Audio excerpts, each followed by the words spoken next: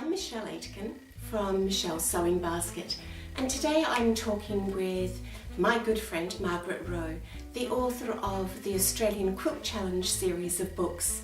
Margaret's here to talk to us about how she came to write the series of books and to tell us more about the current book, her new novel, The Amelia Challenge. Whilst I decided I wanted to be a writer and I wrote a children's novel, at the same time one of my patchwork friends and I were talking about the Elm Creek Quilt series and how much we really loved those. I thought to myself, eventually, come November, maybe I could do this, but it can't be like Elm Creek. It has to be completely and utterly different. I have to approach this in a different way. So after thinking about it and pondering for a week, I hopped on the internet and looked for Australian patchwork history. Oh, yes. Because I didn't think we had any. Yeah. And it was quite difficult to find any. So after an hour I thought to myself, I remember that Margaret Rowe, she's a famous Australian patchworker.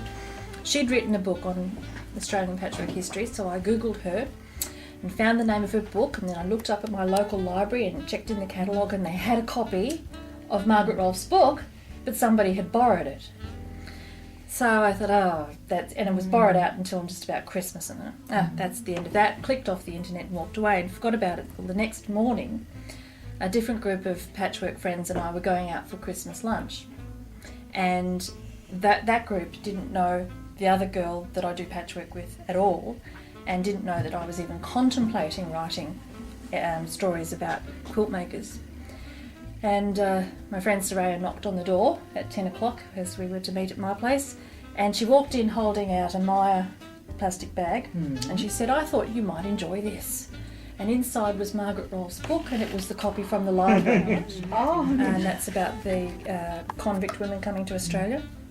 And it proved popular enough, so I was prompted to write the second book. So the Elizabeth Challenge came out next, and that's about Elizabeth MacArthur, and it was really good to write about the Australian wool industry and to learn about Elizabeth MacArthur.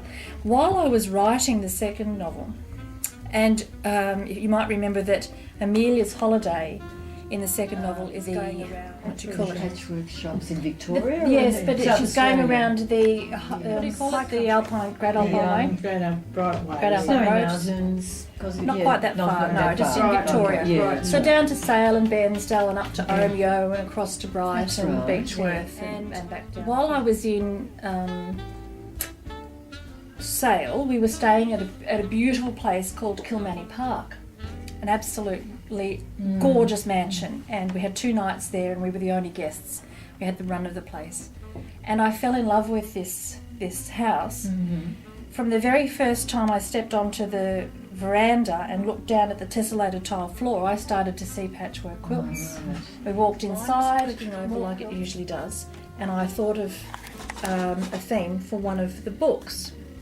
But the problem was that one of the characters would need a year to do something before this storyline could come out, which meant that I had to fill in with the third book with something else. So the Caroline Challenge quilt was written in between, and I decided to do that about squatters down in the Western District, and I also included the wreck of the Lockhart, and found those quite interesting topics in Australian. So another year went by before I could write the Amelia Challenge, my latest book. And Amelia is the one, obviously she's one of the 5 main characters in the book, and she gets to offer the guild members their challenge for the year.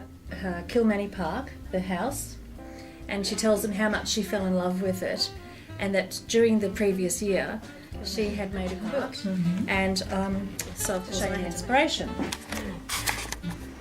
So coming up with this particular motif here, I decided it was too much to do every block in the red work.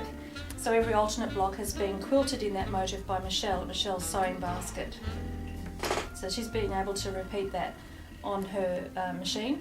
This is one of my favourite quilts because I have put so much effort into it. With the ideas just flashing through my head, we ended up with, I think, 10 or 11 quilts. Here is just a fussy cut piece of the fabric. So if I turn it around, I'll show you